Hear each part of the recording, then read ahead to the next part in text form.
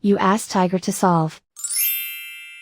This deals with linear equations with one unknown.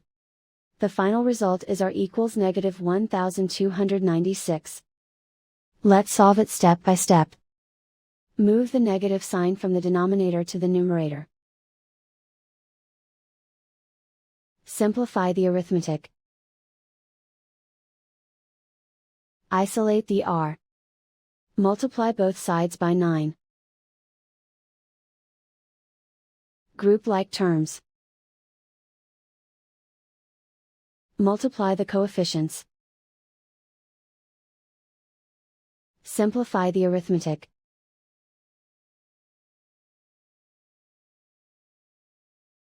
Convert the r into a positive number.